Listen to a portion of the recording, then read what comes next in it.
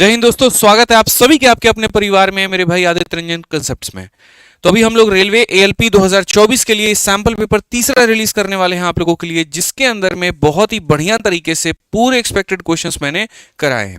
अगर आप इन क्वेश्चंस को बढ़िया तरीके से एक बार देख लेते हैं तो आपके पेपर में काफी ज्यादा फायदा मिलेगा। और बस मैं इतना ही कहूंगा कि समझदार के लिए इशारा काफी होता है, ठीक है। तो अगर आप समझदार है तो बस आपके लिए इशारा इतना काफी है कि आपको क्या पढ़ के जाना है, क्या पढ़ के नहीं जाना, और अंतिम समय में कौन सी चीज आपके लिए ज्यादा उपयोगी है।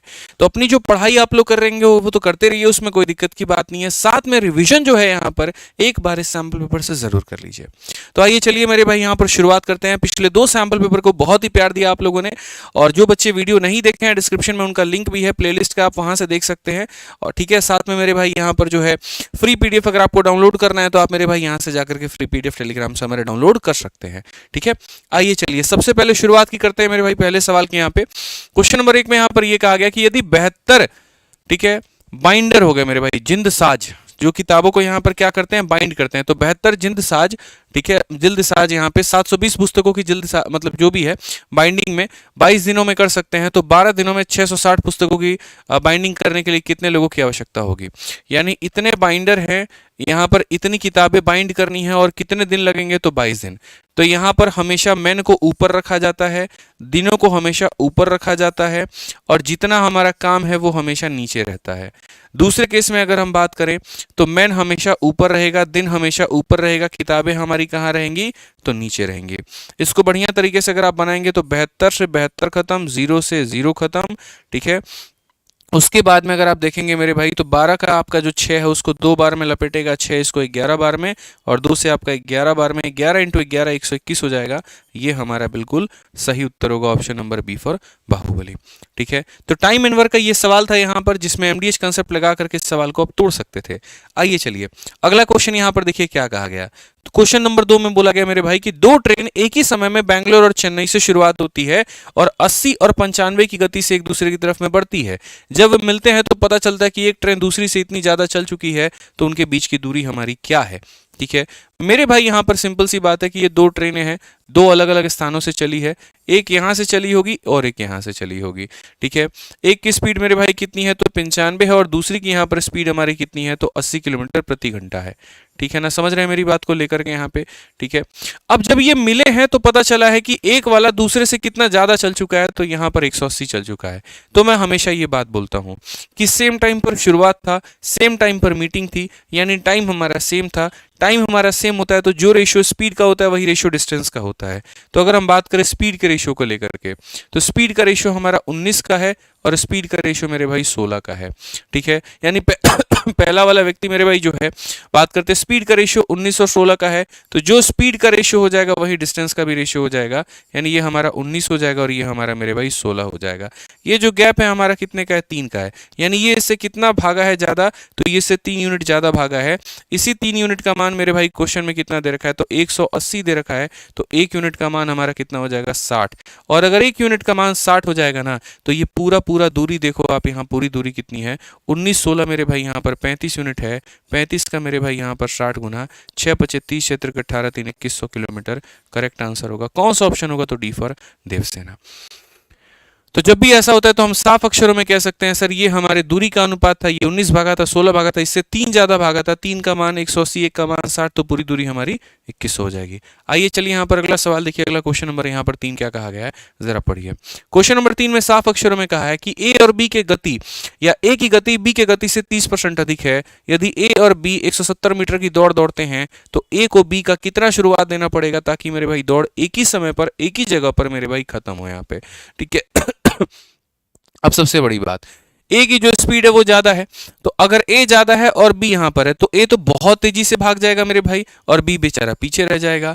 क्वेश्चन में हमसे यहां पर ये कहा गया था कि क्वेश्चन में कहा गया था कि ए को बी को शुरुआत के रूप में दौड़ की लंबाई का कितना हिस्सा देना चाहिए ताकि दौड़ एक ही समय पर खत्म हो, मतलब दोनों एक ही समय पर जाकर के फाइनल पॉइंट पे पहुंचे। यानी ए को पता है कि मैं तेज भागता हूं तो वो पीछे रहेगा और वो बी को थोड़ी सी बढ़त दे देगा, ठीक है, ताकि दोनों के दोनों एक ही साथ यहां पर मेरे भाई पहुंच पाए। अब सबसे बड़ी बात है ए की गति क्या है, तो ज्यादा है, कितना परसेंट, 30% ज्यादा है। तो अगर ये 10 है तो ये कितना है मेरे भाई, 13 है, ये 10 है तो ये कितना है, 13 है। यानी जितने समय में ए यहां पर 13 यूनिट भागेगा उतने समय में यहाँ पर ये कितना भागेगा 10 यूनिट, तो यानी ये कितने यूनिट की बढ़त है, तो 3 यूनिट की बढ़त है। अब क्वेश्चन में अगर हम बात करते हैं यहाँ पर, तो पूरे रेस की लंबाई 117 है, तो यहाँ पर ये मेरे भाई क्या है, तो ये 13 का कितना गुना है, तो 13 का मेरे भाई 9 गुना है। अगर ये 13 का 9 गुना 117 है, तो यहाँ पर मेरे भाई 3 का 9 गुना हमारा कितना होगा, तो आप बोलेंगे सर यहाँ पर ये जो 3 का 9 गुना है, ये आपका 3 का 9 गुना 27 होगा, ऑप्शन नंबर सी होगा। ये 13 भागेगा, ये 10 भागेगा, ये पूरा रेस भागेगा। 13 का मान 117 मतलब 9 गुना, तो 3 का 9 गुना कितना होगा, 27 होगा। खेल खत्म। यहाँ पे क्वेश्चन देखना है, तरीके से देखना है, और मेरे भाई साथ के साथ ऑप्शंस पर भी नजर रखनी है, इस बात का ध्यान दो, ठीक है। चलो यहाँ पे क्वेश्चन नंबर 4 देखो। अब ये सवाल तुम्हारा, ठीक है। कहा गया एक बड़ी से बड़ी संख्या, मतलब यहाँ पर एक से बड़ी एक ऐसी संख्या जिसे 4, 5 और 6 से विभाजित करने पर प्रत्येक स्थिति में 3 शेषफल प्राप्त हो और 500 से छोटी व सबसे बड़ी संख्या ज्ञात करिए। मतलब चाहे हम उसको 4 से भाग कर ले, 5 से कर ले या 6 से, हर केस में रिमाइंडर हमारा 3 का आएगा। मैंने कहा ना, जितना नजर क्वेश्चन पे उतना ही नजर ऑप्शन पे। तो सबसे बड़ी बात, 5 से भाग करने पे रिमाइंडर 3 होना चाहिए। ये 5 से भाग करने पे 4 आएगा, 5 से भाग करने पे 6 आएगा। बच गए हमारे ये 2 ऑप्शन। फिर उसके बाद में कहा गया 4 से भी भाग करने पे 3 आना चाहिए। इसके आखिरी के 2 अंक मेरे भाई 92, 92 डिवाइड हो जाएगा, एक रिमाइंडर बचेगा, तो ये हो नहीं सकता, तो यही आंसर है, ठीक है। आ जाओ मेरे भाई, इतना बनाना नहीं होता है, बस इतने में लपेट देना होता है, काम खत्म। आज ये 5 नंबर क्वेश्चन यहाँ पर कहा गया कि ये दशमलव वाले सारी संख्या, इनका सबसे बड़ा भाजक क्या है, एचसीएफ यहाँ पर क्या है। तो सबसे पहले यहाँ पर देखो 2.16 हो गया, दूसरे में देखो यहाँ पर 2.44 हो गया, तीसरे में अगर हम यहाँ देखें 3.36 हो गया मेरे भाई। अगर हम बात करें सब में, तो दशमलव के बाद 2 अंक 2 अंक 2 अंक, तो हर किसी का दशमलव उड़ा दो, हर किसी का मेरे भाई यहाँ पर दशमलव उड़ा दो। आपको दशमलव की आवश्यकता नहीं है, क्योंकि दशमलव के जब संख्या बराबर हैं तो दशमलव की नीड हमको नहीं पड़ेगी। इसके भी उड़ा देते हैं और इसके भी उड़ा देते हैं। अब उसके बाद में जो भी संख्या हमारे पास में बची है, इसका क्या पता करना है, हाईएस्ट कॉमन फैक्टर, बड़ी से बड़ी संख्या जो सबको मेरे भाई यहाँ पर काट पाए। तो यहाँ पर इनमें देखो, इनका हाईएस्ट कॉमन फैक्टर यहाँ पर क्या हो पाएगा। तो आप बोलोगे सर अगर हम देखो 4 से इसको काटते हैं, देखो तोड़ो एक बार, तो 4 से 4 × 5 = 54 हो जाएगा मेरे भाई। 4 से अगर काटेंगे तो हम यहाँ पर 61 बार में काट पाएंगे भाई, ठीक है। और अगर हम 4 से काटेंगे तो यहाँ पर 4 × 8 = 32, 4 × 4 = 16, मतलब 54, 61, 84 में कुछ भी कॉमन नहीं है, यानी 4 हम सबसे कॉमन ले सकते हैं। तो यहाँ पर सबसे कॉमन कितना ले सकते हैं, तो 4 ले सकते हैं। कितना ले सकते हैं, 4। याद करो दशमलव के बाद में कितने अंक थे, 2, तो एक संख्या 2 संख्या के बाद में दशमलव लगा दो, यही तुम्हारा क्या कहलाएगा, एचसीएफ कहलाएगा। 0.04 कौन सा ऑप्शन है, डी फॉर देवसेना है। वो बड़ी से बड़ी संख्या 4 थी जो सबको भाग कर पाती, तो हमने 4 ले लिया। सब में 2 अंकों के बाद में दशमलव था, तो 2 अंकों के बाद में दशमलव हमने इसमें भी लगा दिया, ध्यान रखिए। आइए चलिए यहाँ पर नेक्स्ट क्वेश्चन देखिए मेरे भाई, 6 नंबर सवाल। और ये सवाल जनाब हमारे लिए नहीं है, ये तो हम आपके लिए लेकर के आते हैं सरलीकरण का ये क्वेश्चन, ये आपको ट्राई करना है। और इसका आंसर कहाँ पर देना है, तो इसका आंसर आपको कमेंट बॉक्स में देना है। देखते हैं मेरे भाई यहाँ पर कितने बच्चे जो हैं इसका आंसर एकदम सही बताते हैं, कितने बच्चे इसका सही आंसर बताते हैं भाई, देखा जाएगा। चलो आ जाओ 7 नंबर क्वेश्चन देखो। यहाँ पर 7 नंबर क्वेश्चन में आपका क्या कहा गया है, जरा पढ़िए अच्छे तरीके से। 7 नंबर क्वेश्चन क्या है, एक आयताकार पार्क 110 मीटर लंबा और 70 मीटर चौड़ा है। 2 क्रॉस पथ जिनसे प्रत्येक की चौड़ाई 6 मीटर की है, भुजाओं के समानांतर निर्मित किया गया है। यदि इन पथों के निर्माण की लागत 175 रुपए प्रति मीटर है, तो इन पथों के निर्माण की कुल लागत हमारी कितनी होगी। सिंपल सी बात है मेरे भाई, यहाँ पर ये क्षेत्र मिति का सवाल है, कई बार मैं आपको पढ़ा चुका हूं मेरे भाई। यहाँ पर क्वेश्चन में क्या कहा जाता है, जरा पढ़िए। तो क्वेश्चन में मेरे भाई यहाँ पर ये कहा जाता है कि ये आपके सामने एक पाथ है, ठीक है। और rectangular park is 110 metre long and 70 metre wide. ये 110 मीटर लंबा है और 70 मीटर क्या है, तो चौड़ा है, ठीक है। 2 cross path each of which 6 are constructed parallel to the sides. यहाँ पे अगर हम देखेंगे तो 2 मेरे भाई सड़क बनाए गए हैं। ये हमारा मेरे भाई पहला सड़क हो गया और ये हमारा दूसरा सड़क हो गया। ये वाला जो है इसके पैरेलल है और ये वाला सड़क मेरे भाई यहाँ पर इसके पैरेलल है। आप देख सकते हैं यहाँ पर ये सड़क हमारा बनाया गया इस तरीके से करके, ठीक है। अब कहा गया if the cost of construction of this path is, यहाँ पर इतना, ये मेरे भाई कंस्ट्रक्शन का खर्चा है, तो टोटल खर्चा कितने का है। और ये चौड़ाई मेरे भाई यहाँ पर कितने की है, तो चौड़ाई हमारी इतने की है। इस केस में मेरे भाई सबसे पहले पाथ का एरिया अगर आप देखेंगे तो आप बोलेंगे सर पाथ का एरिया हमारा कितना होगा, तो पाथ का एरिया का फॉर्मूला होगा W × L + B - W। मेरे भाई बहुत ही तरीके से फॉर्मूला बुक के अंदर में ये कंसेप्ट हमने बता रखा है। 3 केस इसके बनते हैं, वो तीनों केस को हमने समझा रखा है। तो जिनके पास में फॉर्मूला बुक है वो इससे रिवाइज जरूर कर लें। तो यहाँ पर अगर हम बात करेंगे तो 6 हो जाएगा, L और B को जोड़ेंगे तो यहाँ पर 180 हो जाएगा, ठीक है। और ये हमारा कितना हो जाएगा, 6 हो जाएगा भाई। अगर हम देखते हैं तो बोलेंगे सर ये हमारा 174 हो गया। मल्टीप्लाई कर लो यहाँ पे, 6 × 4 24, 6 × 7 42 और 2 मेरे भाई 44, ठीक है। और यहाँ पर ये हमारा हो जाएगा 1044 कुल मिला करके। ये तो सिर्फ और सिर्फ अभी क्या आया है, एरिया आया है। मुझे क्या निकालना है, तो कॉस्ट निकालना है। तो याद रखना, कॉस्ट को निकालने के लिए कभी भी अपने एरिया को गुना करो, और किससे करो, तो अपने रेट से करो मेरे भाई। यहाँ पे मल्टीप्लाई आपको करना पड़ेगा। आइए चलिए मल्टीप्लाई करते हैं। 175 का 4 गुना तुम्हारा हो जाता है मेरे भाई 700, 700 का 0 70 पास में, 175 का 4 गुना 700, 700 में 70 जोड़ दो 770, 770 का 0 70 मेरे भाई पास में, उसके 77 पास में मेरे भाई। यहाँ पर ये 7 लिख देंगे, 7 पास में 175, 7 182, यहाँ पर ये हो जाएगा 182700। ऑप्शन नंबर बी आंसर है। ठीक है भाई, आइए चलिए आगे बढ़ते हैं और अगला सवाल यहाँ क्वेश्चन नंबर 8 देखते हैं। क्वेश्चन नंबर 8 में यहाँ पर क्या कहा गया है, जरा पढ़िए। तो 8 नंबर सवाल में यहाँ पर ये बोला गया कि यदि एक शंकु के आधार की त्रिज्या और तिर्यक ऊंचाई क्रमशः 13 और 35 है, तो सर शंकु का पृष्ठ क्षेत्रफल कितना होगा, यानी यहाँ पर कर्व सरफेस एरिया हमारा कितना होगा। तो देखिए ये हमारा शंकु होता है, ठीक है। अब शंकु के बारे में अगर हम बात करें तो शंकु के आधार की त्रिज्या यानी रेडियस हमारा कितना है, तो रेडियस हमारा 13 है मेरे भाई। उसके बाद में यहाँ पर क्या है, तो स्लैंट हाइट हमारा कितना है, तो 35 है। तो रेडियस और स्लैंट हाइट हमारा 13 और 35 हो गया। कर्व सरफेस एरिया कहा है। बहुत लोग इसके हाइट को निकालने के चक्कर में रह जाएंगे, अरे भैया गलती ऐसा कर क्यों रहे हो। ये बताओ, कर्व सरफेस एरिया यानी वक्र पृष्ठ क्षेत्रफल जो होगा वो होता है पाई आर एल होता है। पाई का मतलब तुम्हारा हो गया 22/7, आर का मतलब इतना हो गया और एल का तुम्हारा इतना हो गया। 7 से काटो 5 बार में, 22 × 5 = 110 मेरे भाई, 3 आ गया, 4 आ गया, इतना आ गया, 1430, काम खत्म। कौन सा ऑप्शन है, तो डी फॉर देवसेना। पेपर में एकदम रफ्तार रखनी है, ऐसे छोटे मोटे रफ्तार, चुटपुटी रफ्तार से तुम्हारा सिलेक्शन नहीं होगा, ध्यान रखो यहाँ पे। तो जितने रफ्तार में क्वेश्चंस को बनाओगे उतना फायदा होगा। आइए चलिए यहाँ पर 9 नंबर सवाल देखिए, प्रतिशत का यहाँ पर ये सवाल है और क्या कहा है कि यदि 25% ऑफ x बराबर 40 जो है वो कम है मेरे भाई 30% ऑफ इतने से, तो यहाँ पर इसका मान क्या होगा।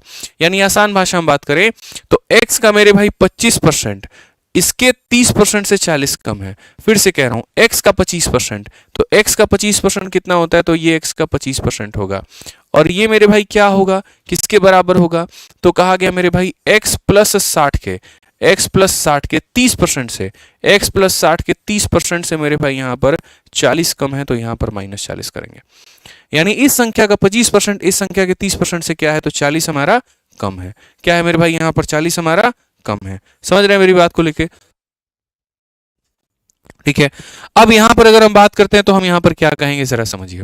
तो यहां पर अगर हम बात करेंगे तो हम बोलेंगे सर इतना आसान क्वेश्चन तो हमने जीवन में कभी नहीं किया था। ये 1/4 हो जाएगा, तो यहां पर कितना हो जाएगा मेरे भाई, x/4 हो जाएगा। यहां पर अगर हम देखेंगे तो 3/10 हमारा x हो जाएगा यहाँ पे। उसके बाद में ये हमारा 180/10 मेरे भाई हमारा 18 हो जाएगा, माइनस कितने के, तो 40 के। 18 - 40 हमारा कितना हो जाएगा, माइनस का भाई जो कि यहाँ पर आ जाएगा, तो 22 हो जाएगा मेरे भाई।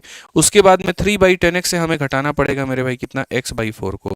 अगर आप और देखोगे तो भाई यहाँ पर ये तुम्हारा 22 हो गया, ठीक है। 12 में से मेरे भाई 10 गया, तो बोलेंगे सर 2 कितना हो जाएगा, 2/40 x हो जाएगा। 2 से अगर आप काटेंगे तो 11 बार में, तो ये हमारा 440 हो जाएगा x का मान। थोड़ा कैलकुलेशन फास्ट रखिए।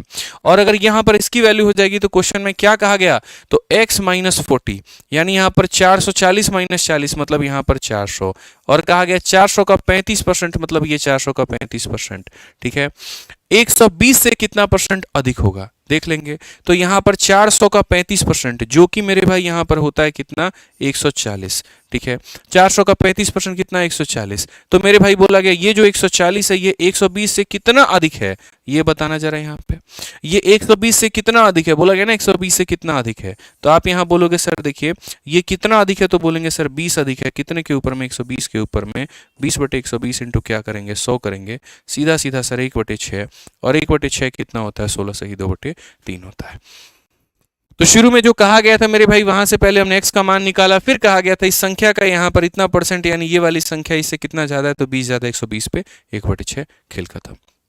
आइए चलिए 10 नंबर क्वेश्चन हम देखते हैं। 10 नंबर क्वेश्चन में हमसे यहाँ पर क्या कहा गया, जरा पढ़िए। बोला गया यहाँ पर कि एक दुकानदार 10 पंखे खरीदता है और 10 पंखे क्रय मूल्य पर जो 10 पंखे के क्रय मूल्य पर 8 पंखे बेचता है। ये वाला लाइन सबसे इंपॉर्टेंट है कि 10 पंखे के क्रय मूल्य पर 8 पंखे बेचता है। 10 पंखे के क्रय मूल्य पर यानी 10 पंखे के क्रय मूल्य पर मेरे भाई यहाँ पर 8 पंखे बेचता है, यानी 8 पंखे बेचता है। 10 पंखों का क्रय मूल्य 8 पंखों के क्रय मूल्य के मेरे भाई बराबर है। 2 से काटिए 4 बार में, 2 से काटिए 5 बार में, तो यहाँ पर सीपी अपॉन में एसपी का जो मान आएगा वो हमारा 4/5 आ जाएगा। 4 की वस्तु अगर कोई 5 पे बेचे तो सीधा सीधा मेरे भाई बोलते हैं प्रॉफिट हमारा 1 का कितने के ऊपर, 4 के ऊपर इंटू कितना, तो मेरे भाई 100। 1/4 सर कितना होगा, 25% होगा। ऑप्शन नंबर बी आंसर है। कितना होगा, तो ऑप्शन नंबर बी जो होगा मेरे भाई यहाँ पर आंसर होगा। समझ गए बात को लेकर के। आइए चलिए अगला सवाल यहाँ देखते हैं, और अगला सवाल क्वेश्चन नंबर 11 हमारा क्या है, पढ़िए जरा। क्वेश्चन में कहा गया कि आकाश ने 15,000 रुपए में एक मोबाइल खरीदा है और 20% के लाभ पर नेहा को बेच दिया है। फिर नेहा ने वही मोबाइल रोहित को 15 के लाभ पर बेच दिया है। फिर रोहित ने वही मोबाइल तोड़ दिया और फिर उसे 25% के हानि पर करण को बेच दिया। करण द्वारा भुगतान की गई राशि ज्ञात करिए। इसको लाभ हानि का मेरे भाई सीरीज मेथड के क्वेश्चन जो है वो कहा जाता है कि एक चीज दूसरे पे जाती है, दूसरी तीसरे पे जाती है, तीसरी चौथे पे जाती है, और ये सिलसिला हमारा चलता रहता है। ठीक है, तो इसे हम कैसे करेंगे, तो कोई दिक्कत नहीं है। ये हमारे आकाश भाई साहब हैं। आकाश ने कितने में बेचा है मेरे भाई, तो 15,000 रुपए में मोबाइल खरीदा और इसे 20% के लाभ पर नेहा को बेच दिया है। तो आकाश ने किसे बेचा है, तो नेहा को। कितने के लाभ पर बेचा है, तो कुल मिलाकर के 20% के लाभ पे। तो यानी आकाश खुद खरीद के कितने में लाया था, तो 15,000 में। आप पढ़ सकते हैं मेरे भाई कि आकाश ने 15,000 में खरीदा, 20% के लाभ पर नेहा को बेचा। नेहा ने वही मोबाइल रोहित को, नेहा ने वही मोबाइल किसे बेचा, तो रोहित को। कितने के लाभ पर बेच दिया, तो 15% के लाभ पर बेच दिया। फिर कहा गया मेरे भाई रोहित ने मोबाइल तोड़ दिया और 25 के हानि पर करण को बेच दिया। रोहित ने किसे बेचा, करण को। कितने के हानि पे, तो 25 के हानि पे। ठीक है, करण द्वारा भुगतान की गई राशि यहाँ पर ज्ञात करिए कि करण ने मेरे भाई यहाँ पर कितना भुगतान किया था, इसने कितना भुगतान किया था। तो अगर हम बात करते हैं तो ये हमारा क्या है, तो 15,000 है। ये अपने आप में कितने का मान होगा, तो 100 का मान होगा। 100 में 20 की प्रॉफिट तो हमारा हो जाएगा 120। फिर उसके बाद में 100 में 15 की प्रॉफिट तो हो जाएगा मेरे भाई 115। फिर यहाँ पर मेरे भाई 100 में 25 का नुकसान तो हो जाएगा हमारा 75, और इस तरीके से ट्रांसफर होते होते यहाँ तक ये वैल्यू जाएगी। अगर हम देखते हैं 3 0 और 1 0 मेरे भाई पूरे पूरे खत्म कर देगा। 25 का यहाँ पर 3 गुना 25 के 4 गुने के बराबर है। 4 से अगर हम काटते हैं मेरे भाई यहाँ पर, तो 3 बार में हमारा ये हो जाएगा। ठीक है, अब अगर हम बात करेंगे तो यहाँ पर 15 इंटू 3 मेरे भाई कितना हो जाएगा, तो 45 हो जाएगा, और 115 इंटू 3 हमारा 345 हो जाएगा। अब अगर इसको आप मल्टीप्लाई करो तो देखो क्या होगा। 45 का 5 गुना 225 होता है, जिसमें हम 5 लिखेंगे, 22 अपने पास में रखेंगे। 45 का 4 गुना 180 में मेरे भाई 22 जोड़ दो, 202 का यहाँ 2 20 मन में। 45 का 3 गुना कितना हो जाएगा, 135, और 135 में मेरे भाई यहाँ 20 जोड़ देंगे तो 135 और 20 155, 15525। कौन सा ऑप्शन है, ए जो है करेक्ट आंसर है। ठीक है, तो जब एक वस्तु दूसरे को जाए, दूसरे तीसरे को जाए, तीसरी चौथे को जाए, तो यहाँ सीरीज मेथड लगाते हैं। मैं कहीं पर भी डिजिटल सम या यूनिट डिजिट या कोई और हम तमाशा नहीं कर रहे हैं, हम लोग सीधा सीधा मेरे भाई यहाँ पर सवाल बना रहे हैं और उसके आधार पर हम देख रहे हैं। नहीं तो इस क्वेश्चन को मेरे भाई यहाँ पर बनाने का तरीका ये भी था कि आपको इतना कुछ करना नहीं था। आप सीधा सीधा मेरे भाई सवाल को इस तरीके से बनाते ही नहीं, आप यहाँ पर सीधा एक बार में लपेट देते। आप बोलते यार ये सब क्या है, कुछ नहीं है, ये सब मेरी नज़रों में कुछ है ही नहीं। मेरे भाई सच में कुछ नहीं है। मान लेते हैं यहाँ पर ये सीरीज हमारा इतना होता यहाँ पर कि एक ने दूसरे को बेचा, दूसरे ने तीसरे को बेचा, तीसरे ने चौथे को बेचा। ठीक है, ये हमारा 75 का मतलब 25 का मल्टीपल। 25 का मल्टीपल, क्या ये 25 से कटेगा, तो नहीं। क्या ये 25 से कटेगा, तो नहीं। अब बच गए हमारे ये दो। ठीक है, ये भी 25 से जा रहा है, ये भी 25 से जा रहा है। अब डिजिटल सम निकाल लो मेरे भाई। डिजिटल सम कितना होगा, 5 और 1 6 हो जाएगा, 2 और 1 3 हो जाएगा, 5 2 मेरे भाई 7 हो जाएगा, 7 5 12, 12 का मतलब 3 हो जाएगा। ठीक है, जैसे आपने देखा 3 इंटू 3 9 बन रहा है। 9 को किसी से भी करोगे तो 9 नहीं आएगा, 9 को किसी से भी करो 9 नहीं आएगा। इन दो ऑप्शंस में यहाँ पर देख लो किसका DS 9 है। 5 2 7 1 8 5 13, 13 को जोड़ोगे 4 आएगा, 5 2 7। ठीक है, ऐसे समझ लो मेरे भाई।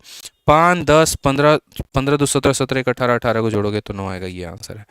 सीधी सी बात है सर। यहाँ पे आप यहाँ पर सीधा सीधा एक ही हिसाब किताब अपनाते कि सर हमारा जो है 9 का मल्टीपल है 9 का मल्टीपल है, तो यहाँ पर एक ही ऑप्शन है जो 9 का मल्टीपल भी और 25 से भी कटता है, क्योंकि 9 का ये भी मल्टीपल है, 9 का ये भी मल्टीपल है, लेकिन यहीं 25 से कटता है, वो नहीं कटता है। तो सॉल्व करते वक्त में ऑप्शंस के ऊपर में भी निगाहें होनी चाहिए ताकि आप सवालों को जल्दी बना पाए। आइए चलिए 12 नंबर क्वेश्चन यहाँ देखिए। 12 नंबर क्वेश्चन यहाँ पर क्या कहा है, सीधा सीधा बोला हितेन अपनी कलम का मूल्य मेरे भाई इतना रुपया अंकित करता है और कलम पर 20% का भट्टा देने के बाद भी 40% का लाभ कमाता है, क्रय मूल्य क्या होगा? ये सवाल तुम्हारे पेपर में आना है, लिखवा लो। एसएससी हो या कोई भी परीक्षा हो मेरे भाई, ये वाला क्वेश्चन हमेशा मेरे भाई पूछा गया है और आपके पेपर में भी ये आ सकता है, इस बात को ध्यान रखिए। तो सीधा सीधा हिसाब किताब आप ये कह सकते हैं कि सर एमपी अपॉन में सीपी बराबर होगा मेरे भाई यहाँ पर 100 प्लस माइनस प्रॉफिट या लॉस और डिवाइडेड बाई मेरे भाई यहाँ पर 100 माइनस डिस्काउंट के। एसएससी में हर बार ये पूछा जाता है, रेलवे में भी कई बार पूछा गया है और आपके पेपर में भी आएगा, ध्यान रखिए। तो अगर हम बात करते हैं तो यहां पर कहेंगे मेरे भाई हितेन प्रिंटेड अ पेन, तो यहां पर उसका मार्केट प्राइस कितना हो जाएगा? तो बोलेंगे 28875 हो जाएगा। उसके बाद में कॉस्ट प्राइस के बारे में कहीं पर कोई चर्चा ही नहीं है। अगर हम बात करते हैं मेरे भाई यहां पर, तो डिस्काउंट कितने का है? 20 का है। 100 में 20 का डिस्काउंट तो 80 हो जाएगा। प्रॉफिट कितने का है? तो 40 का, तो 100 में 40 का प्रॉफिट हमारा इतना हो जाएगा। बड़ी आसानी से आप इसे लपेट सकते हैं। आप मेरे भाई काटेंगे, अगर 2 से काटिए 7 बार में, 2 से काटिए 4 बार में। 7 से अगर आप काटेंगे 7 चौके 28, 7 का 1 गुना मेरे भाई 7, 7 का 2 गुना 14, 7 पचे 35, ठीक है। 4 और 4 मेरे भाई 1600 और 125 का 4 गुना 500, 16500, option number D for Devasena. जब आप इसको गुना करेंगे तो 16500 आएगा और 16500 क्या होगा? तो सीपी का मान होगा। समझ गए? यहाँ पे कोई दिक्कत की बात है, कोई परेशानी की बात है? आ जाइए, चलिए नेक्स्ट क्वेश्चन पे चलते हैं। 13 नंबर सवाल यहाँ देखते हैं। 13 नंबर क्वेश्चन यहाँ पर क्या कहा है, ठीक है। वीडियो के कमेंट बॉक्स में बताइएगा भैया कि ये सेट आपको कैसा लग रहा है, मजा आ रहा है, नहीं आ रहा है, क्या है, ठीक है। पिछले वाले सेट में एडवांस मैथ से शुरू करके अरिथमेटिक पे खत्म किया था। इसमें हमने मिक्स क्वेश्चंस रखे हैं, ऐसा कि एकदम हूबहू आपके पेपर में है। हर सेट का मेरा एक अलग उद्देश्य हो रहा है यहाँ पर कि मैं बच्चों को पहले सेट में मेरे भाई जो है कैलकुलेटिव क्वेश्चंस दिए, दूसरे में हमने एडवांस मैथ को आगे रख के आपको प्रिपेयर करवाया, तीसरे में हम अरिथमेटिक और एडवांस का बड़ा प्यारा कॉम्बिनेशन रख के करवा रहे हैं। एक सेट थोड़ा ईजी भी करवाएंगे, एक सेट थोड़ा और एक्सपेक्टेड करवाएंगे, ताकि पूर्ण रूप से मुझे तसल्ली मिल जाए कि आप पूरी रूप से प्रिपेयर हो चुके हैं अपने पेपर के लिए, ठीक है। आइए चलिए 13 नंबर क्वेश्चन देखिए। यहाँ पर 13 नंबर क्वेश्चन मेरे भाई क्या कहा गया? 13 नंबर क्वेश्चन में कहा गया कि यदि ब्याज की दर पहले वर्ष के लिए 5, दूसरे के लिए 6, तीसरे के लिए 8 है, तो 3 वर्षों में 75,000 रुपए पर वार्षिक चक्रवृद्धि ब्याज ज्ञात करें। मतलब साधारण नहीं पूछा है, चक्रवृद्धि पूछा है। कोई दिक्कत नहीं है। 3 वर्षों का ब्याज निकालते कैसे हैं? तो हमारे पास में मेरे भाई यहाँ पर फॉर्मूला होता है, और वो फॉर्मूला क्या होता है? 3 वर्षों का a प्लस बी प्लस सी, ठीक है। फिर उसके बाद में यहाँ पर हो जाएगा ए बी, फिर हो जाएगा मेरे भाई बी सी, फिर हो जाएगा यहाँ पर ए सी, और डिवाइडेड बाई कितना? तो 100 हो जाएगा। और फिर उसके बाद में यहाँ पर क्या हो जाएगा? तो ए बी सी अपॉन में मेरे भाई यहाँ पर 10,000 हो जाएगा, ठीक है। यहाँ पे पहला हमारा 5 है, दूसरा हमारा मेरे भाई 6 है, और तीसरा हमारा रेट कितना है? तो 8 है। 5, 6 और कितना है? तो 5, 6 और 8 है यहाँ पे, ठीक है। आइए चलिए मेरे भाई सीधा सीधा चक्रवृद्धि ब्याज निकालते हैं और देखते हैं कितना होगा। तीनों को जोड़ दीजिए, 8 और 6 14 और 5 कितना हो जाएगा? तो 19 हो जाएगा। उसके बाद में 6 पचे कितना हो जाएगा? 30 हो जाएगा। उसके बाद में 6 अठे कितना हो जाएगा? तो 48 हो जाएगा। उसके बाद में 5 अठे कितना हो जाएगा? तो 40 हो जाएगा।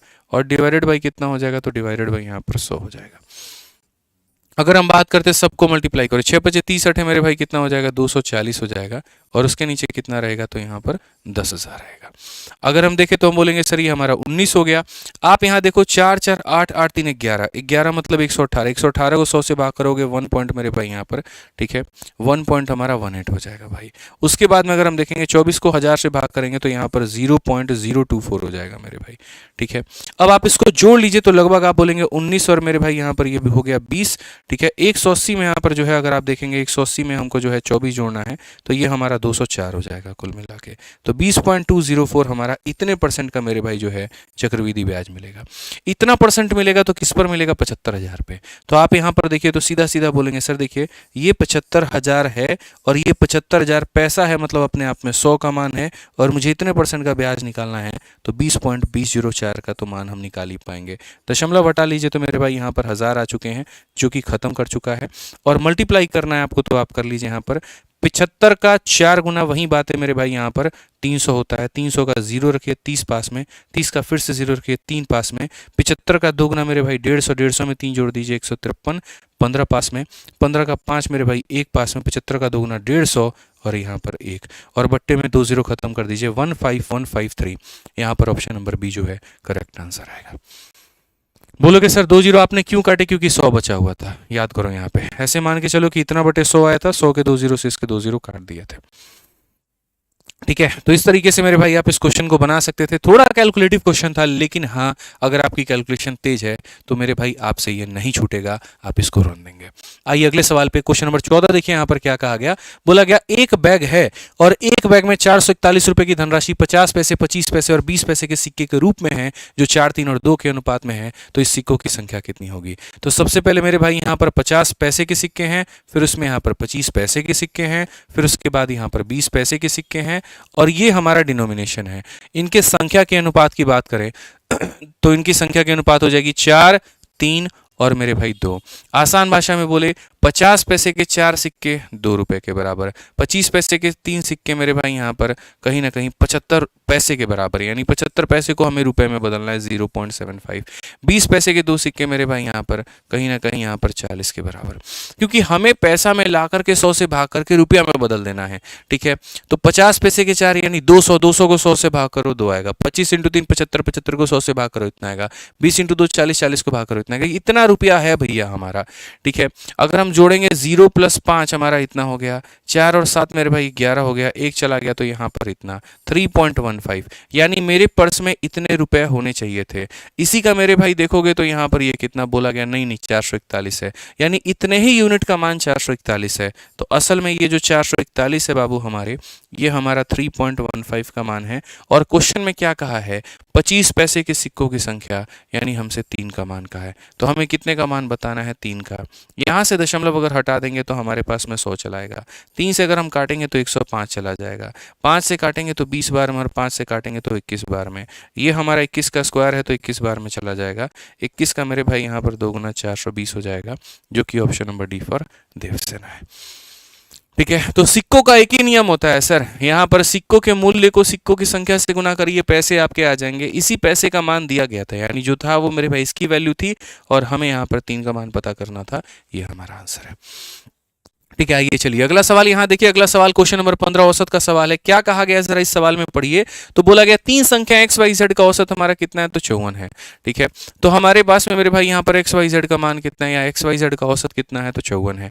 यानी हम यहाँ पर ये बोलेंगे एक्स जमा वाई जमा जेड, और सब का औसत यानी कितना है, तो मेरे भाई 54 है। अब उसके बाद क्वेश्चन में क्या कहा, एक्स और वाई और जेड के औसत, देखो एक्स और वाई, ठीक है, एक्स कॉमा वाई और जेड के औसत से 10 अधिक है। यानी अगर हम बात करें तो x की जो वैल्यू है मेरे भाई यहाँ पर y और z के औसत से, y और z के औसत से कितना अधिक है, तो 10 अधिक है। उसके बाद में यहाँ पर जो है y जो है यहाँ पर y और z के औसत से 12 अधिक है। अगर हम बात करें y जो है मेरे भाई यहाँ पर खुद y और z के औसत से, खुद y और z के मेरे भाई औसत से कितना अधिक है, तो बोलोगे सर यहाँ पर जो है वो 12 अधिक है। कितना अधिक है, तो सर 12 अधिक है। अब एक वैल्यू मुझे कॉमन मिल रही है जिसको मैं बड़े आराम से मेरे भाई ले सकता हूं, वो है y + z/2, यहाँ भी y + z/2 यहाँ भी। तो इस 10 को उधर लेकर के चले जाइए। क्या करिए मेरे भाई, 10 को उधर, या 10 को मत लेकर के जाइए आप, कोई दिक्कत नहीं है। तो बोला गया सर यहाँ पर 12 अधिक है। आप यहाँ ये देख लीजिए। आप इस क्वेश्चन में अगर हम बात करते हैं तो सर क्वेश्चन में यहाँ पर क्या हो जाएगा। ठीक है, तो क्वेश्चन में मेरे भाई यहाँ पर ये कहा गया x और z के बीच का अंतर, मेरे भाई बताओ अंतर कितना होगा। कोई दिक्कत नहीं, आप इन दोनों को यहाँ जोड़ दो। अगर आप इन दोनों को जोड़ोगे तो यहाँ पर आपका x + y आ जाएगा मेरे भाई।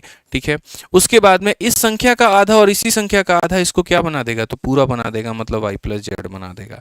ठीक है, 10 और 12 यहाँ पर कितना बना देगा, तो मेरे भाई 22 बना देगा।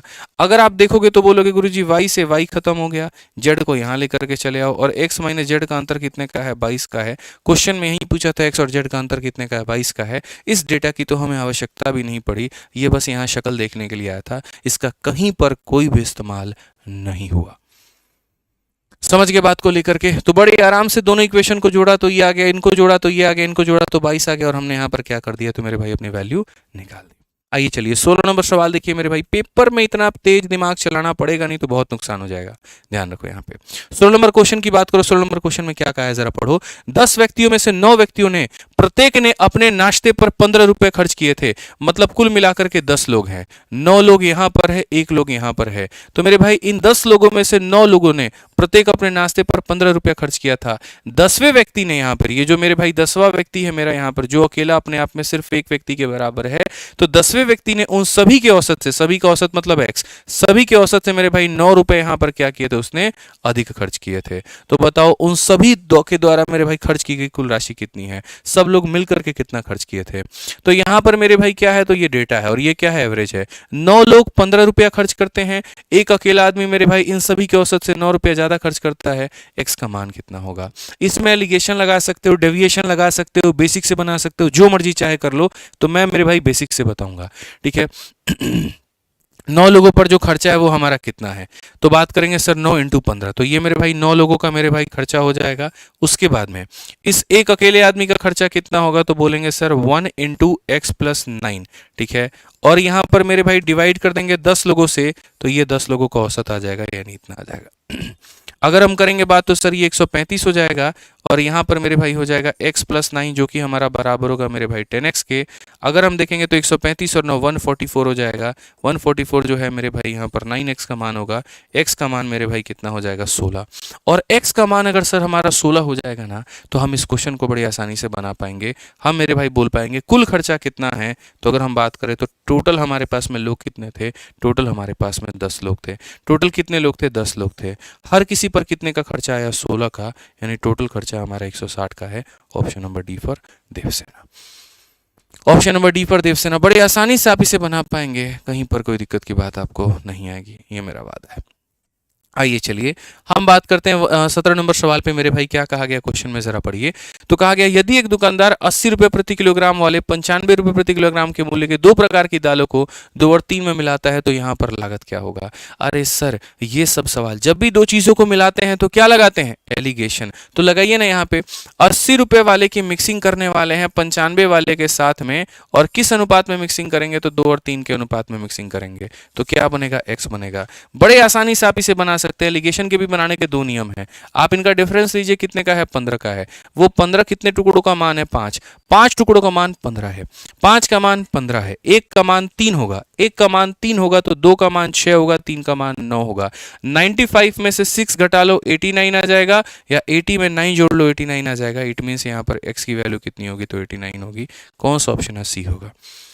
यही एलिगेशन से हल करने का मेरे भाई तरीका है। आइए चलिए अगला सवाल देखिए, 18 नंबर क्वेश्चन। यहाँ पर 18 नंबर क्वेश्चन, ये ट्रिग्नोमेट्री का क्वेश्चन है। यहाँ पे बड़े आसानी से आप इसे लपेट सकते हैं। देखिए जब भी ट्रिगो का क्वेश्चन यहाँ पर आ जाए मेरे भाई, आप कोशिश करो वैल्यू पुटिंग करके बनाने की क्वेश्चन को। मेरे भाई यहाँ पर ये कॉट है, कॉट का मतलब दुनिया में ये कॉस का स्क्वायर है और बट्टे में किसका स्क्वायर है, साइन का स्क्वायर है। तो मुझे मेरे भाई साइन को अगर मैं 1 बना दूं तो मेरा काम हो जाएगा आसान। साइन 1 होता है तो कॉस कितना होता है, तो 0 होता है। तो यानी अगर हम बात करेंगे यहाँ पर तो हम बोलेंगे सर ये देखिए ये 4 हो जाएगा। उसके बाद में सर यहाँ 5 इंटू 0 ये हमारा 0 हो जाएगा। क्यों कैसा करोगे सर, हम यहाँ पर क्या करेंगे पता है, हम यहाँ पर थीटा का मान 90 डिग्री ले लेंगे। 90 डिग्री लेने पर कॉस का मान 0, साइन का मान 1 होता है। यहाँ पर वैल्यू कितनी है, 1 है। प्लस उसके बाद में ये 0 अपॉन में मेरे भाई कितना हो जाएगा, 0 अपॉन में 1। आप ये बताओ, ठीक है, 4 में से माइनस करोगे कुछ भी को मेरे भाई, 0 को माइनस करोगे तो कितना आना है, √4। √4 की वैल्यू कितनी होती है, √4 की वैल्यू 2 होती है। सही है सर, कोई दिक्कत यहाँ पे नहीं है, सही, बहुत बढ़िया सर, बहुत शानदार, मुबारक हो, मिलते हैं आपको 1 करोड़। ठीक है, बहुत बढ़िया बात है सर। आ जाइए चलिए 19 नंबर क्वेश्चन यहाँ देखते हैं। और 19 नंबर सवाल में हमसे यहाँ पर क्या कहा गया है, समीकरण का ये सवाल है।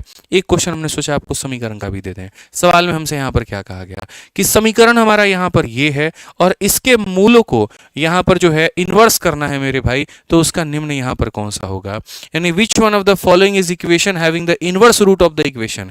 इसका रूट इनवर्स होना चाहिए, इसका इनवर्स होना चाहिए, इनवर्स होना चाहिए। तो मेरे भाई यहाँ पर इसको यहाँ लेकर के जाओ, इसको यहाँ लेकर के जाओ, यानी 4 को लेकर के जाओगे तो तुम्हारा हो जाएगा 4x², और यहाँ 5 को लेकर के जाओगे तो हो जाएगा -5। बोलोगे बीच वाले का साइन क्या करें, तो बीच वाले का साइन मेरे भाई बदल दें, बराबर हो जाएगा 0। कौन सा ऑप्शन है, 4x² + 3x - 5, 4x² + 3x - 5, option number B जो है करेक्ट आंसर है। अब बोलोगे इसका डिटेल बताइए कैसे हुआ, हम बताते हैं डिटेल कैसे हुआ। डिटेल यहाँ पर ये होता है सर, देखिए अगर आपने द्विघात समीकरण पढ़ा है तो बहुत अच्छी बात है, और नहीं पढ़ा तो कोई दिक्कत नहीं है। आप यहाँ पर मेरे भाई देखिए ये एक समीकरण है, समीकरण में यहाँ पर इसको बोलते हैं a, इसको बोलते हैं b और इसको बोलते हैं c। शुरू में जो इसका रूट रहा होगा वो मेरे भाई अल्फा और बीटा रहे होंगे। अब यहाँ पर एग्जामिनर कह रहा है नहीं, जो रूट होने चाहिए, जो मूल होने चाहिए, इसका इन्वर्स होना चाहिए, यानी यहाँ पर ये होना चाहिए। तो अब अगर ये मूल होना चाहिए तो कोई भी इक्वेशन जो बनता है वो कैसे बनता है, तो कोई भी इक्वेशन बनता है तो एक्स स्क्वायर माइनस यहाँ पर क्या होता है, तो सम ऑफ रूट इनटू क्या हो जाएगा मेरे भाई, तो एक्स हो जाएगा, और यहाँ पर क्या हो जाएगा, प्लस मेरे भाई यहाँ पर प्रोडक्ट ऑफ रूट हो जाएगा, प्लस क्या हो जाएगा, तो मूलों का मेरे भाई प्रोडक्ट हो जाएगा, बराबर हो जाएगा 0 के। यानी अगर हम बात करें तो हमारा जो इक्वेशन बनेगा sum of root, sum of root का मतलब यहाँ पर ये हो जाएगा 1 अपॉन अल्फा और प्लस यहाँ पर 1 अपॉन बीटा इंटू कितना हो जाएगा एक्स, और प्रोडक्ट ऑफ रूट का मतलब 1 अपॉन अल्फा को 1 अपॉन क्या करना है, बीटा से मल्टीप्लाई करना है। अगर आप यहाँ देखेंगे तो आप यहाँ सीधा बोलेंगे सर ये देखिए एलसीएम लीजिएगा तो आप यहाँ बन जाएगा अल्फा प्लस बीटा, तो ये मेरे भाई यहाँ पर हम सीधा सीधा कैलकुलेट करके लाते हैं। 1 upon alpha plus 1 upon beta का मान कितना होगा, ये ऊपर में कैलकुलेट कर लो। तो 1 अपॉन अल्फा प्लस मेरे भाई 1 अपॉन बीटा, इसकी वैल्यू निकालनी है, तो बोलेंगे सर ये हो जाएगा alpha plus beta divided by alpha beta, ठीक है, यानी एलसीएम लेंगे तो alpha plus beta divided by इतना। सम ऑफ रूट मेरे भाई यहाँ पर किसके बराबर में होता है, तो बोलोगे सर सम ऑफ रूट जो होता है यहाँ पर वो होता है सर माइनस बी अपॉन में यहाँ पर ए के, और प्रोडक्ट ऑफ रूट हमारा किसके बराबर में होता है, सी अपॉन में ए के। तो जब यहाँ काटेंगे तो ये हो जाएगा माइनस बी अपॉन में किसके, तो सी के, ये बराबर हो जाएगा माइनस बी अपॉन में सी के। तो अगर हम बात करेंगे तो सर यहाँ पर ये हो जाएगा, ये वैल्यू किसके बराबर, माइनस बी अपॉन सी, तो यहाँ पर बोलेंगे माइनस, ठीक है, बी अपॉन में सी के, 3 अपॉन में मेरे भाई यहाँ पर कितने के, तो बोलोगे सर यहाँ पर देखो बी की वैल्यू हमारी कितनी है, तो बोलोगे सर बी की वैल्यू -3 है और सी की वैल्यू कितनी है, -4 है। तो यहाँ पर बोलेंगे सर यहाँ पर हो जाएगा, ठीक है, माइनस और बी अपॉन में सी, तो बी अपॉन में सी का मतलब -3 अपॉन में कितना हो जाएगा, तो माइनस हमारा 4 हो जाएगा।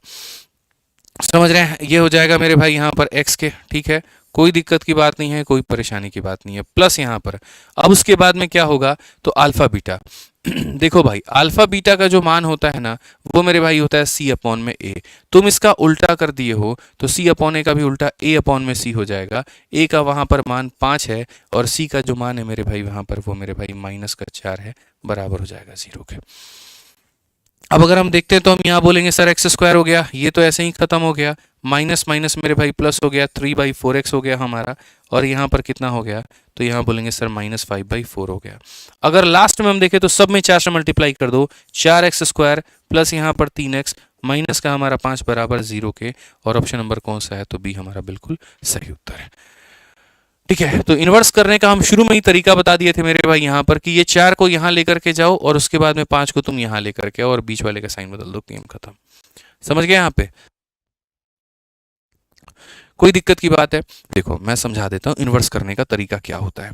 जैसे मानो यहाँ पर ये हमारे सामने इक्वेशन है दोस्त, यहाँ पे ये इक्वेशन है ना, ठीक है, तो इन्वर्स करने का मतलब खाली शुरू के 2 लोगों को मेरे भाई बदल दो, ये आपस में अदला बदली कर दो। जैसे ये -4 है तो -4 यहाँ पर आ जाएगा, बीच वाला एज इट इज रहेगा, और ये 5 का उठ करके मेरे भाई ऐसे चला जाएगा। समीकरण के शुरुआत में कभी भी क्या होता है, तो माइनस नहीं होता है, इसीलिए इसमें से मेरे भाई माइनस मल्टीप्लाई कर दो, तो माइनस करोगे तो तुम्हारा इतना हो जाएगा, माइनस करोगे तो इतना हो जाएगा, और माइनस करोगे तो इतना हो जाएगा, और ये 1 सेकंड में तुम्हारा आंसर आएगा।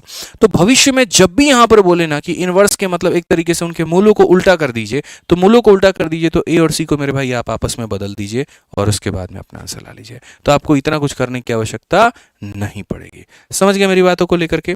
आइए चलिए लास्ट क्वेश्चन है, 20 नंबर सवाल है, बड़ा आसान क्वेश्चन है, बड़े आसानी से आप इसे बना सकते हैं। क्या कहा गया है जरा पढ़िए। बोला गया कि निम्नलिखित आंकड़ों का माध्य 15 है तो के का मान कितना होगा। मतलब ये आंकड़े हैं मेरे भाई और माध्य हमारा कितना है, तो 15 है, तो हमारा बोला गया के का मान कितना होगा। हमें कोई आपत्ति नहीं है। अगर हम देखें यहाँ पर तो हमारे सामने जो डेटा है वो डेटा हमारा कितना है, तो 6 हो गया, के हो गया, फिर उसके बाद में 6 हो गया, फिर उसके बाद में 10 हो गया, फिर उसके बाद में 5 हो गया। और जो एवरेज है मेरे भाई यहाँ पर वो एवरेज हमारा कितना है, तो अगर हम बात करेंगे तो एवरेज हमारे पास में 5 है, फिर 10 है, फिर 15 है, फिर उसके बाद में 20 है, फिर उसके बाद में मेरे भाई 25 है। देखो बेसिक से जो है वो तो आप बना ही लोगे, उसमें मेरी आवश्यकता क्या पड़ेगी।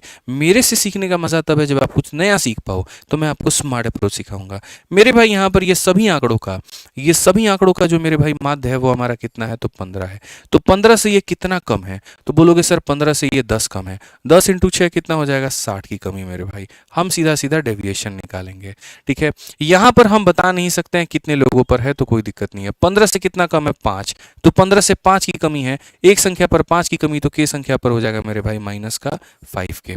ये ना कम है ना ज्यादा है तो रहने दो। 15 से 5 ज्यादा है, 5 इंटू 10 मेरे भाई हो जाएगा यहाँ पर 50। 15 से मेरे भाई यहाँ 10 ज्यादा है, 10 इंटू 5 कितना हो जाएगा, तो बोलोगे सर 50। मेरे भाई सारे डेविएशंस को जोड़ने पर शून्य के बराबर आता है, इस बात को याद रखना।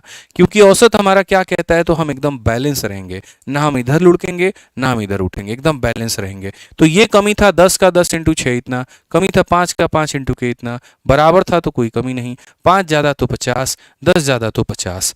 अब उसके बाद में देखो 50 और 50 100, 100 में से मेरे भाई यहाँ पर कितना चला गया 60, ठीक है। तो तो आप यहाँ पर क्या कहोगे, तो बोलोगे सर 100 में से हमारा चला गया 60, तो ये हो गया हमारा कितने के, तो 40 के, और ये 5 के चला गया हमारा उधर में, तो हमारा सर के का मान कितना आ जाएगा, 8 आ जाएगा। बड़ी आसानी से बना पाएंगे, option number B for Baahubali. ठीक है, तो इस तरीके से मेरे भाई आप इस सवाल को बना सकते थे, इस तरीके से आप इसको समझ सकते थे और कहीं पर कोई दिक्कत आपको नहीं होती। तो बढ़िया तरीके से मेरे भाई आप अपनी पढ़ाई करिए, अपनी पढ़ाई में 4 चांद लगाइए अपने रिवीजन से, और बढ़िया से मैथ्स की रिवीजन अपने फॉर्मूला बुक या रेलवे गणित से आप अपनी प्रैक्टिस करते रहिए। कोई दिक्कत है तो कमेंट बॉक्स में जरूर बताइएगा। मिलेंगे कल फिर एक नए वीडियो के साथ में, नए सैंपल पेपर के साथ में। चैनल आपका अपना है सर, तो सब्सक्राइब करिए, लोगों तक शेयर करिए, और इसके ऊपर में फिर से PYQ सीरीज 2 दिन के बाद में शुरू करने वाले हम लोग, तो उसका भी आनंद उठाइए। धन्यवाद।